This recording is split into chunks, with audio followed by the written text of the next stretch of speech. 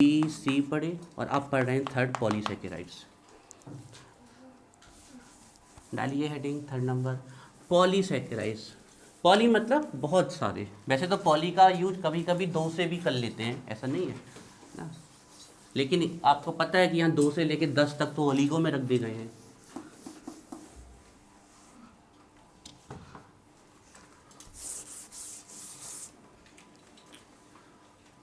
Third number polysaccharides.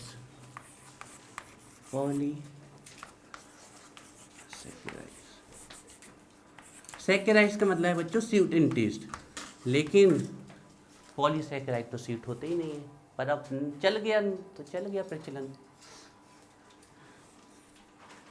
Polysaccharides 10 से ऊपर देंगे, है ना, 10,000 भी हो सकती है, 10 लाख भी हो सकती है, 11 भी हो सकती है। Produce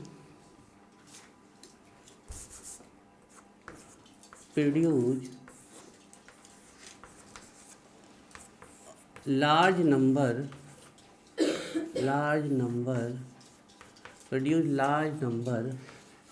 of monosaccharides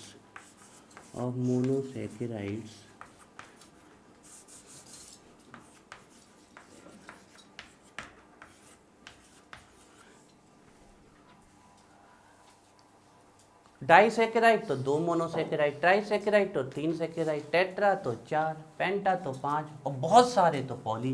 produce large number of monosaccharides on hydrolysis.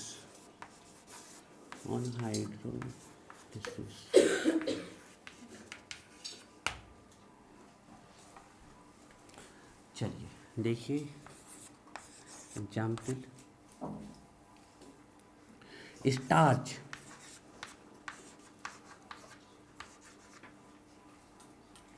Cellulose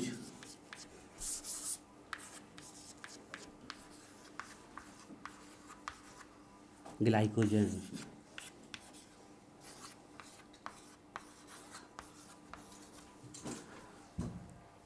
plants का रिजर्व फूड मटेरियल कौन होता है? प्लांट्स का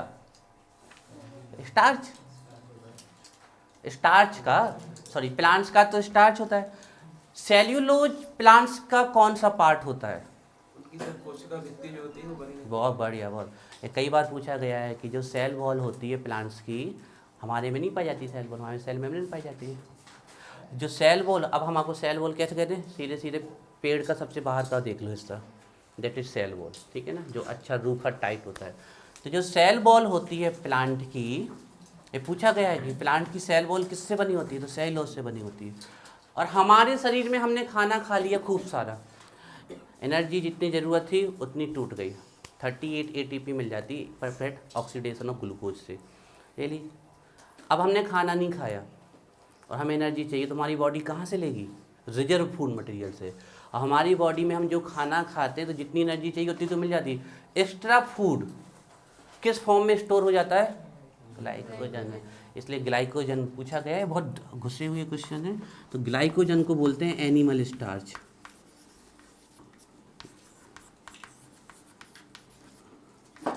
ये जो सेल्यूलोज है ना, ये फॉर्म करता है प्लांट सेल वॉल।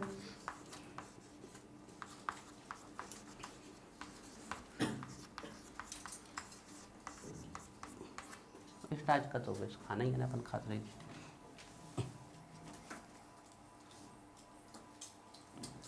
स्टार्च और सेल्यूलोज दोनों का हाइड्रोलाइसिस जब आप करोगे ना तो ग्लूकोज देते हैं। तो आपसे कोई पूछ ले कि स्टार्च का मोनोसेकेराइड क्या है, तो ग्लूकोज है। सेल्यूलोज का भी ग्लूकोज है, ग्लाइकोजन का भी ग्लूकोज है, लेकिन इसका पूछा नहीं जाएगा कभी। लेकिन बच्चों और डीप पूछ ले तो स्टार्च का अल्फा ग्लूकोज है और ग्लाइकोसेल्यूलोज का बीटा ग्लूकोज है। अभी कुछ नहीं लिखना, अभी तो बहुत दूर है, अभी तो सब इतना ही लिखना है। इन तीनों के फॉर्मूले बताओगे?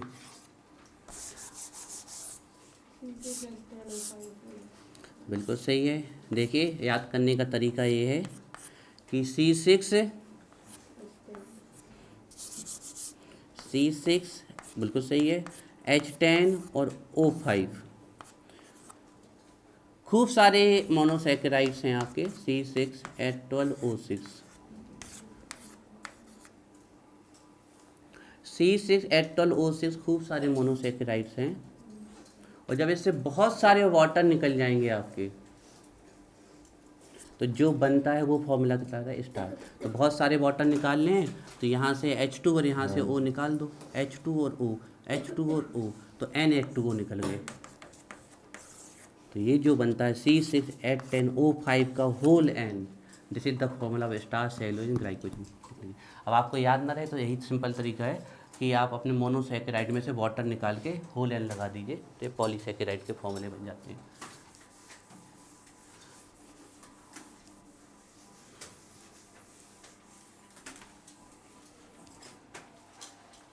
ये बच्चों फर्स्ट टाइप का क्लासिफिकेशन खत्म हो गया हमारा on the basis of saccharides. Second types के करते हैं। सेकेंड लिखिए, on the basis of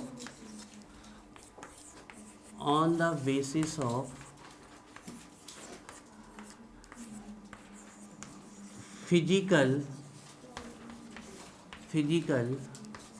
properties, on the basis of physical properties. First type का क्लासिफिकेशन खत्म हो गया बच्चों, वही आने हैं बार बार, वही glucose, maltose, fructose, sucrose, lactose, यही सब बार बार आने हैं।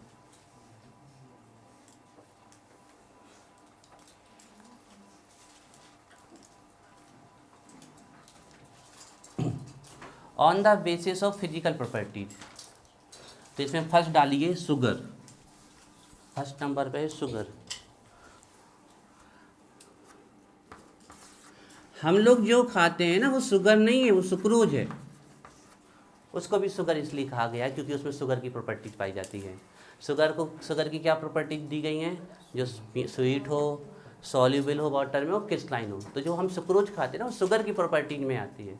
इसलिए आपको जैसे जो डायबिटिक पेशेंट होते हैं ना उनको शुगर हो जाती है, तो शुगर का मतलब ये नहीं कि उन्हें शक्कर हो गई।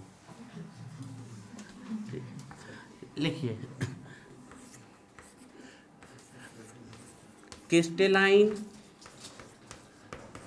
क्रिस्टलाइन वही मोनोसेकेराइड वाला पूरा, हमने बताया ना कि वही बार बनाना है। Sweet and soluble in water, soluble in water।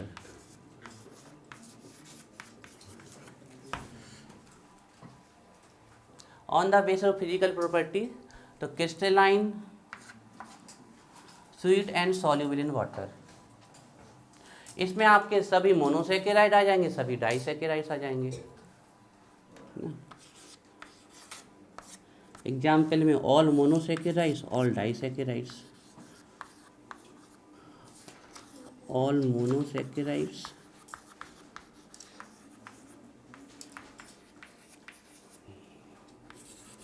and disaccharides। आप चाहो तो नाम लिख दो,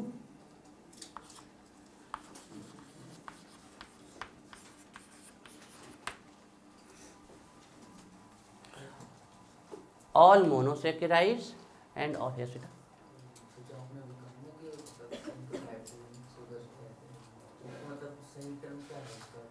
डायबिटीज का मतलब है कि आपके ब्लड में शुगर का पर्टिकुलर जो आपका कंपोजिशन है शुगर का, जो डाइजेस्ट पर्टिकुलर फॉर्मूले वाले कंपाउंड की शुगर कहलाते हैं। तो आपके ब्लड में शुगर लेवल बढ़ रहा है। शुगर एक प्रकार का सब्सटेंस है जो फॉर्मूला फॉलो करता है का, हाँ वो इंसुलिन की भी बात बता रहे हैं। तो हमारे शरीर में जैसे भोजन है उसको डाइजेस्ट करने के लिए आपके एसिडिक एंजाइम पाए जाते हैं, उसी प्रकार शुगर को डाइजेस्ट करने के लिए इंसुलिन नाम का हार्मोन सीक्रेट होता है पैनक्रियाज ग्लैंड से। अगर वो हार्मोन सीक्रेट कम होना चालू हो जाए तो शुगर पूरी तरीके से डाइजेस्ट नहीं हो पाती हमारी बॉडी में, और शुगर हमारी बॉडी में जो पड़ी रहती है अगर बहुत लंबे समय तक पड़ी तो पॉइजनस नेचर की हो जाती है, हमारी बॉडी को इफेक्ट कर। तो फिर बाहर से या तो टेबलेट ली जाती हैं जो इंसुलिन को कम करे, और बहुत ज़्यादा ट्रेजिक आ गया तो फिर इंसुलिन के इंजेक्शन लगाए जाते हैं। तो शुगर का मतलब है ब्लड में, अब आप जब जिसको डायबिटीज़ हो जाती है उसको ये नहीं मना किया जाता कि आप शक्कर नहीं खाओ, उसको हर एक चीज़ अवॉइड करने के लिए कहा जाता है जिसमें शुगर होती है। Even some fruits are also, है ना, जो मीठे होते हैं वो अवॉइड, चावल भी मना कर दिए जाते हैं। तो जिसमें भी वो पदार्थ होगा जो स्वीटनेस या कार्बोहाइड्रेट के उस लेवल पे आएगा जो ब्लड में शुगर लेवल बढ़ा रहा है वो आएगा। और ब्लड में शुगर लेवल इसलिए बढ़ता है कि हमारा इंसुलिन हार्मोन जो है वो उसको वो यहाँ पर जो पैंक्रियाज ग्लैंड है यहाँ स्टोमक में पाई जाती है उससे इंसुलिन निकलता है, वो कम सीक्रेट हो रहा है या इतना सीक्रेट नहीं हो रहा है कि ब्लड शुगर डाइजेस्ट हो पाए। ऑल मोनोसेकेराइड्स एंड डाइसेकेराइड्स आप चाहो तो सब लिख सकते हो, ग्लूकोज, फ्रक्टोज, गैलेक्टोज ये सब लिख सकते हो। सेकंड में लिखिए non sugar.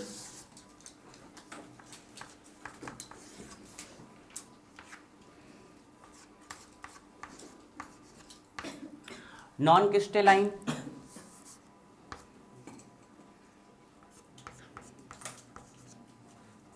Non crystalline, tasteless.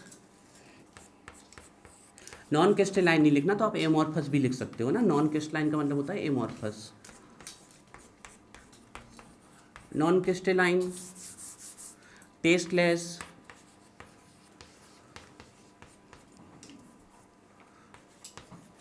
And insoluble in water, and insoluble in water. Non crystalline, tasteless and insoluble in water. बच्चों कभी आपने चावल वगैरह धोए हुए देखे हो या आलू को देखा हो, चावल वाला सबसे बड़ा, तो आप जब उसको धो लोगे तो जो उसका एक धोने के बाद जो सोल्यूशन आएगा उसमें आप देखना आपको छोटे छोटे वाइट वाइट पार्टिकल्स सस्पेंडेड दिखे, वो घुले नहीं रहते हैं, वो सस्पेंडेड रहते हैं, है ना। थोड़ी देर आप शांत रख दोगे ना उसको तो आप क्या देखोगे कि ऊपर का पानी क्लियर है और नीचे वो छोटे छोटे पार्टिकल्स जम गए। तो वो हमारा क्या है, जो चावल में क्या पाया जाता है सबसे, स्टार्च। आलू में क्या पाया जाता है, स्टार्च। तो वो इस कैटेगरी में आते हैं, ऑल पॉलीसैकेराइड्स। लिख लीजिए इसमें एग्जाम्पल में, all polysaccharides.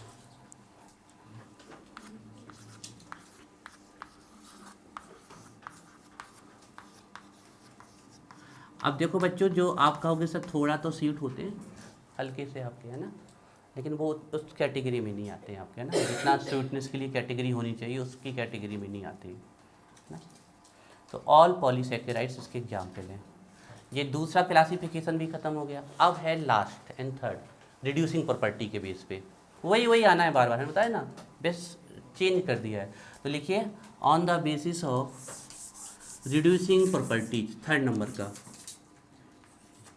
On the basis of reducing property, on the basis of reducing property, on the basis of reducing property। बच्चों देखो, जितने भी कार्बोहाइड्रेट हैं या तो उनके पास एल्डिहाइड ग्रुप होगा या फिर कीटो ग्रुप होगा, है ना। एल्डिहाइड ग्रुप हो गया, कीटो ग्रुप होगा। और इनको रिड्यूस करने के लिए दो रीजेंट लाए जाते हैं यहाँ पर, टॉलेंस रीजेंट लाया जाता है और फैलिंग सोल्यूशन लाया जाता है, जो इन दोनों को रिड्यूस कर देगा, मतलब इनका रिडक्शन कर देगा, रिड्यूस कर देगा, सॉरी, ये दोनों लाए जाते हैं, ये रिडक्शन कर देंगे और ये अपना खुद का ऑक्सीडेशन कर लेंगे।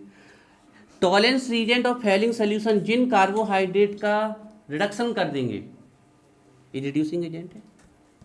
जिन कार्बोहाइड्रेट को रिडक्शन कर देंगे उनको कहा जाता है रिड्यूसिंग कार्बोहाइड्रेट, और जिनका नहीं कर पाएंगे उसका कहा जाता है नॉन रिड्यूसिंग हाइड्रेट। अब सबसे बड़ी दिक्कत यहाँ पर बच्चा इसी में परेशान होता है, किसी ने आपने वहाँ तो लिखवा रखा है कि कीटोन को टॉलेंस रीजेंट और फैलिंग सोल्यूशन रिड्यूस नहीं कर सकता, लेकिन बच्चों यहाँ जो कीटोन प्रेजेंट है फ्रक्टोज में, उसको टॉलेंस रीजेंट और फैलिंग सोल्यूशन दोनों ही रिड्यूस कर देते हैं। उसका रीजन है, उसके जो आगे पीछे ग्रुप लगे हैं वो सपोर्ट करते हैं उसका रिडक्शन में, तो वो हम आपको बाद में बताएंगे स्ट्रक्चर के समय, लेकिन आपको रटना है इसमें।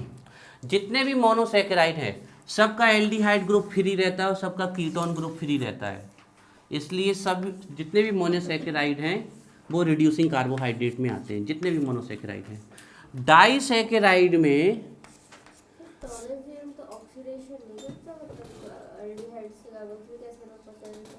हाँ ऑक्सीडाइजिंग एजेंट स्वयं का रिडक्शन कर देंगे, सामने वाले का ऑक्सीडेशन कर देंगे।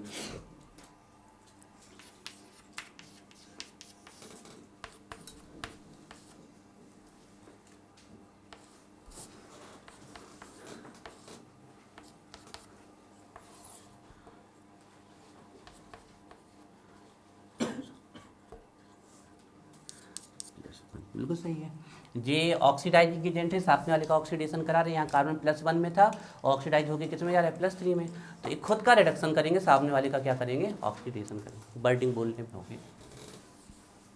देखिए तो जितने भी आपके मोनोसैकेराइड्स हैं उनके पास एल्डिहाइड ग्रुप और कीटो ग्रुप फ्री होता है, तो सभी मोनोसैकेराइड रिड्यूसिंग कार्बोहाइड्रेट की कैटेगरी में आते हैं।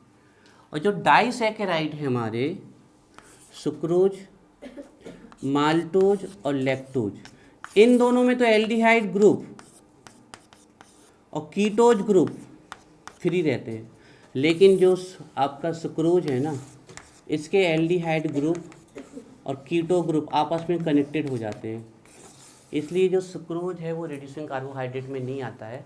आपके एग्जाम में पूछा भी गया ऑब्जेक्टिव में कि कौन सा डाइसैकेराइड है जो रिड्यूसिंग नहीं है। फिर से सुनो इसको, जिन जिनके पास एल्डिहाइड ग्रुप, जितने भी कार्बोहाइड्रेट है जिसके पास CHO ग्रुप और कीटो ग्रुप फ्री होगा, वो आपका रिड्यूस कर देते हैं tolerance agent and Fehling solution को आपके। तो जितने भी मोनोसैकेराइड हैं वो तो अकेले पड़े हुए हैं, सभी मोनोसैकेराइड, जितने भी मोनोसैकेराइड्स हैं आपके, इन सब का ऑक्सीडेशन हो जाएगा टॉलरेंस एजेंट और आपके फैलिंग, और वो अपना खुद का रिडक्शन कर लेंगे। डाइसैकेराइड में माल्टोज और लैक्टोज के तो एल्डिहाइड और कीटोन ग्रुप फ्री रहते हैं, लेकिन जो आपका सुक्रोज है इसका एल्डिहाइड और कीटोन ग्रुप लिंक हो जाता है, तो ये नॉन रिड्यूसिंग है और दोनों रिड्यूसिंग है। तो आपके एग्जाम में पूछा जाता है कि कौन सा डाइसैकेराइड है जो नॉन रिड्यूसिंग है, ठीक है, और सभी के सभी पॉलीसैकेराइड जितने भी हैं उनके एल्डिहाइड एंड कीटोन ग्रुप आपस में लिंक हो जाते हैं, इसलिए कोई भी पॉलीसैकेराइड रिड्यूसिंग नहीं होता है, all are the non reducing. तो फर्स्ट डालिए इसमें रिड्यूसिंग कार्बोहाइड्रेट, फर्स्ट लिखिए इसमें, first reducing carbohydrate.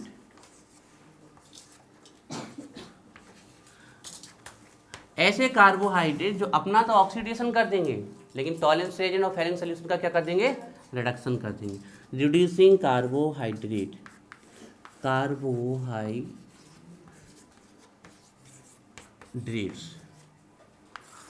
Reducing carbohydrates, इसमें लिखिए reduce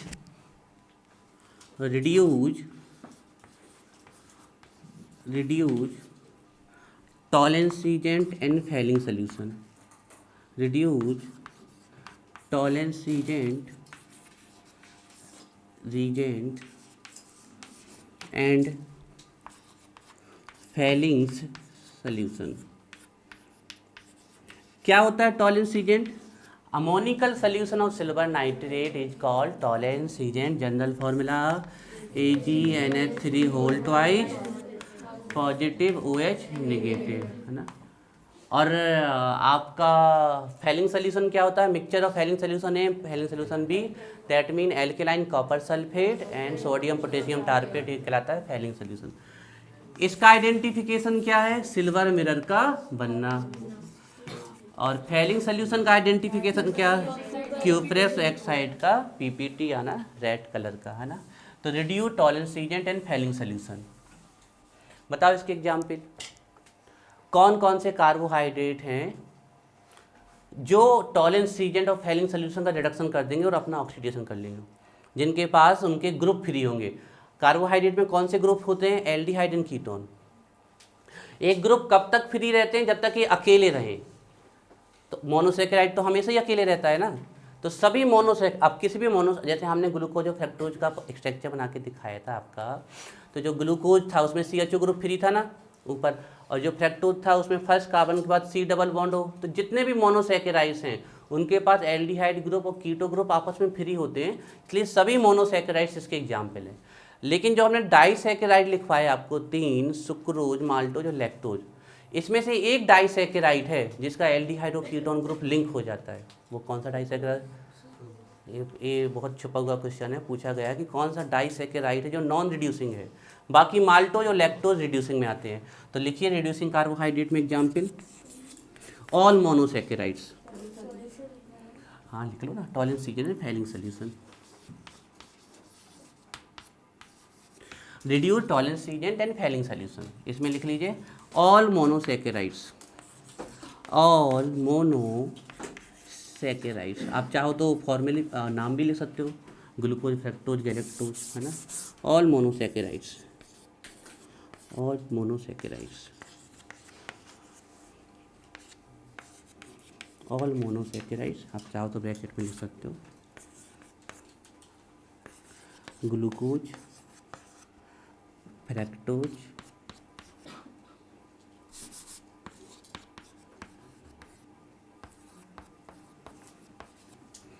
galactose,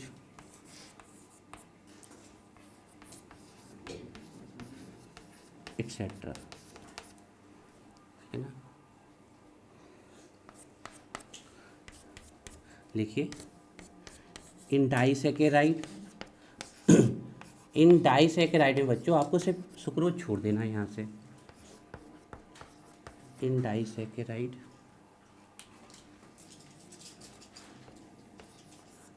maltose and lactose, maltose and lactose. अब कौन कौन बच गया ये बताओ? सुक्रोज बच गया, और क्या बच गया? पॉलीसैकेराइड। तो सुक्रोज और पॉलीसैकेराइड किस में आ जाएंगे? किस में आ जाएंगे? नॉन रिड्यूसिंग कार्बोहाइड्रेट में। इसमें लिख लीजिए पहले example, all monosaccharide, all monosaccharides कर लीजिए इसके एग्जाम्पल। जानते हो बच्चों आप लोग, नाम अपने मन से लिख लो, glucose, fructose, galactose.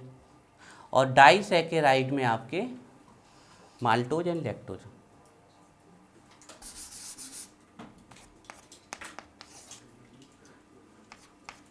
Second number लिखिए, सेकेंड एंड लास्ट क्लासिफिकेशन है non reducing carbohydrate, non reducing carbohydrate.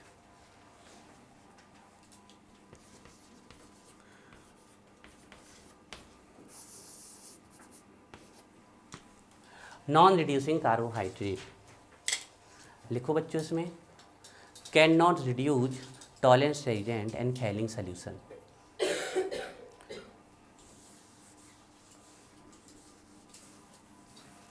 बताओ इसके एग्जाम्पल अंकित। बहुत बढ़िया। पहले नंबर तो ऑल पॉलीसैकेराइड्स हो जाएंगे, ऑल पॉलीसैकेराइड्स। आराम से पानी पी लो बेटा। ऑल पॉलीसैकेराइड्स हो जाएंगे। पॉलीसैकेराइड्स में जैसे स्टार्च, सेल्यूलोज एंड ग्लाइकोजन।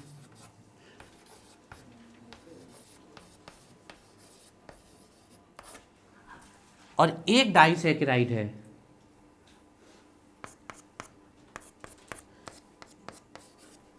बताओ सत्यम कौन सा डाइसैकेराइड है? सुक्रोज। बहुत बढ़िया।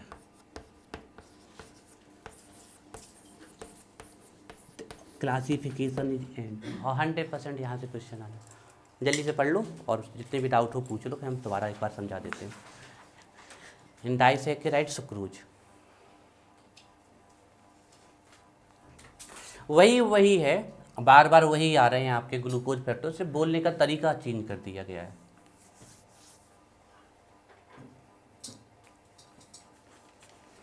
ऑल पॉलीसैकेराइड्स आप जानते ही हो, स्टार्च, सेल्यूलोज, ग्लाइकोजन। इन डाइसैकेराइड्स आप जानते ही हो, बचा कौन? Sucrose.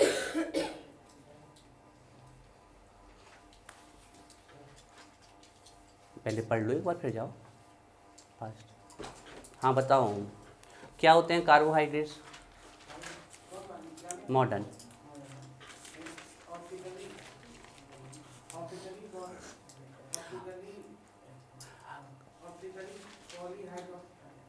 Optically active polyhydroxy, optically active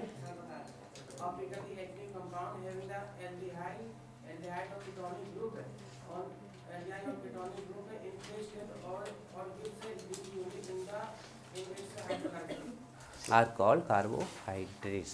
ऐसे सुक्रोज देगा, ग्लूकोज, फ्रक्टोज। अब क्लासीफाई बता दो जल्दी जल्दी। On the basis of saccharide, monosaccharides. Example, glucose, fructose, galactose. Hydrolyse होते हैं क्या? नहीं होते हैं। सिंपलेस्ट होते हैं कैन नॉट हाइड्रोलाइट फर्दर। कम से कम कितना कार्बन मोनोसेकेराइड का, ज़्यादा से ज़्यादा मोनोसेकेराइड का कार्बन कितना 7। ये हमने वही बता दिया, स्वीट होते हैं सब आपका ना, रिड्यूसिंग होते हैं आपके, वो हम पहले ही लिखवा चुके हैं। डाइसेकेराइड कितना देगा 2, बताओ डाइसेकेराइड के जल्दी नाम, जल्दी जल्दी जल्दी जल्दी। Disaccharide sucrose maltose toes. Sucrose क्या देगा ग्लूकोज फ्रैक्टोज, माल्टोज क्या देगा 2 ग्लूकोज और लैक्टोज क्या देगा 1 glucose 1 lactose. Lactose milk sugar, maltose malt sugar और सुक्रोज केन शुगर। पॉलीसेकेराइड जल्दी बताओ जल्दी, पॉलीसेकेराइड कितने देते हैं, number of units, large number of units hydrolyse. Example बताओ, starch cellulose glycogen, glycogen animal starch, cellulose cell wall form करता है, फॉर्मूला C6H10O5 का होल एन। पॉलीसेकेराइड्स हो गए। शुगर किसे कहोगे, मोनोसेकेराइड्स को, जो टेस्ट में स्वीट होंगे, डाइसेकेराइड को। नॉन शुगर किसे कहोगे, जो स्वाद में मीठे नहीं है आपके। इसमें कौन आ जाएंगे, सभी के सभी पॉलीसेकेराइड। रिड्यूसिंग किसे कहोगे, जो रिड्यूस कर दे। कौन आते हैं रिड्यूसिंग में, सभी मोनोसेकेराइड्स एंड लैक्टोज माल्टोज। और नॉन रिड्यूसिंग में कौन आते हैं, सभी पॉलीसेकेराइड। और एक डाइसेकेराइड आता है, उसका नाम क्या है, शुक्र आता है ना, शुक्र। चलिए जल्दी से इसको याद करिए, आज इतना ही रखेंगे, इसके आगे कल करेंगे। ये क्लासिफिकेशन आपका एंड हो गया।